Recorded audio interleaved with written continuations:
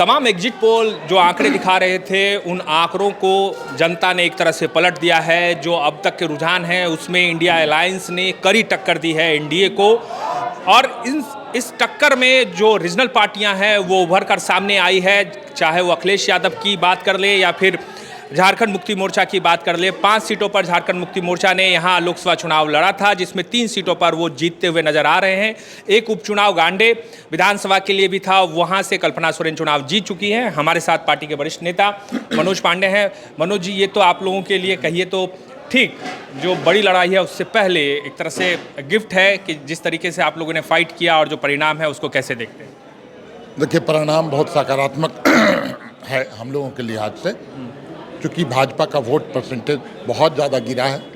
हम 5 लोकसभा सीट जीत चुके हैं, 1 विधानसभा सीट जीत चुके हैं, और जो एक था कि मोदी की गारंटी, तो यहाँ के लोगों ने इन जुमलेबाजों को नकार दिया। मोदी की गारंटी कहीं काम नहीं आई, मोदी का जादू नहीं चला, बल्कि मोदी की हार हुई, ये तय कर दिया। अब रिजर्व सीटों पे खास तौर से झारखंड मुक्ति मोर्चा का एक तरह से दबदबा एक बार फिर से दिखा है, चाहे वो चाईबासा हो। भले ही खूंटी जो है कांग्रेस के खाते में गई है, लेकिन वहाँ भी झारखंड मुक्ति मोर्चा का बहुत बड़ा एक तरह से सपोर्ट रहा। और 2 सीटें जो आपकी अगर बात करें राजमहल और दुमका की, वो सीटें भी आपके खाते में जाते हुए दिखाई दे रही है। तो ये आपको क्या लग रहा है, इस तरह से प्रचंड जो समर्थन आप लोगों को खासतौर से इन इलाकों में मिला, इसकी वजह क्या मानते हैं आप? देखिए, उसकी 2-3 वजह हैं। सबसे बड़ा वजह जो हमारे नेता, हमारे कमांडर, जिसकी अगुवाई में हम राजनीतिक लड़ाई लड़ते थे, उनको जेल में डाल दिया गया। उनको जेल में डालने के बाद जो झारखंडियों में आक्रोश, वो आक्रोश भी वोट में परिणत हुआ। साथ ही जो स्टार प्रचारक के रूप में कल्पना सोरेन जी को विवश होना पड़ा मैदान में कूदने को, और उन्होंने जिस बखूबी हेमंत सोरेन की आवाज़ बनकर झारखंड के तमाम क्षेत्रों में उन्होंने भ्रमण किया, प्रचार किया, उसका प्रभाव भी बहुत पड़ा है। निश्चित तौर पर जो आक्रोश भाजपा के खिलाफ था, और जिसमें स्टार प्रचारक की भूमिका कल्पना सोरेन की बहुत बड़ी भूमिका रही, जिस तरीके का है, कल्पना सोरेन जी की बहुत बड़ी भूमिका है, और उसी का नतीजा सामने हम देख रहे हैं। पूरे देश के संदर्भ में आप क्या मानते हैं मनोज जी, जिस तरीके से पूरे देश में जो अभी आंकड़े हैं उस हिसाब से जो 400 पार का नारा था बीजेपी का, वो 240 के आसपास सिमटती हुई नज़र आ रही है। 272 का जादुई आंकड़े तक भी नहीं पहुंच पा रही है। आप क्या मानते हैं, ऐसा क्यों हो गया?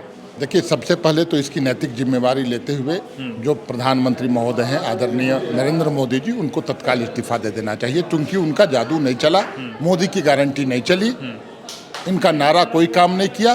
ये भारतीय जनता पार्टी से ज़्यादा मोदी की हार है, ये मैं मानता हूँ, क्योंकि भारतीय जनता पार्टी की बात कम करते थे, मोदी की बात ज़्यादा होती थी, तो मोदी को लोगों ने नकारने का काम किया।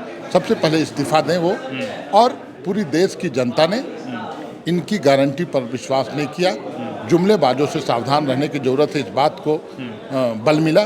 साथ ही संविधान बदलने की जो मंशा थी, उस मंशा को समाप्त कर दिया, और ये दिखा दिया कि इस लोकतंत्र में तानाशाही का कोई स्थान नहीं। बीजेपी के नेता खासतौर से बाबूलाल मरांडी ये दावा कर रहे थे, वो जब से आए बीजेपी में, कि आदिवासियों का समर्थन जो है वो बीजेपी को पुनः मिलेगा। वो लगातार ये दावा कर रहे थे कि हम 14 की 14 लोकसभा सीटें जीतेंगे, क्योंकि आगे आपका विधानसभा चुनाव है। बाबूलाल मरांडी के बारे में आप क्या कहना चाहेंगे? ये जो हार हुई है, चलिए ठीक है कि 9 का आंकड़ा जो है बीजेपी ला रही है, लेकिन कहीं ना कहीं बीजेपी की सीटें घटी हैं, तो इस पर आप क्या कहेंगे? देखिए, बाबूलाल मरांडी जी को नैतिक जिम्मेवारी लेनी चाहिए, इस्तीफा दे देना चाहिए। हालांकि वो नहीं देंगे इस्तीफा, तो उनसे इस्तीफा ले लिया जाएगा, ऐसा मेरा मानना है। उनको आदिवासी होने का ही लाभ मिला था कि उनको नेतृत्व दी गई थी झारखंड की, उसमें वो विफल रहे। प्रदर्शन बहुत ही खराब रहा, मैं मानता हूँ, पिछले चुनाव की तुलना में वोट प्रतिशत घटा। बाबूलाल जी को कोई न सुनना चाहता है, न देखना चाहता है। झारखंड की जनता, मूलवासी आदिवासी के बीच उनकी लोकप्रियता नगण्य है।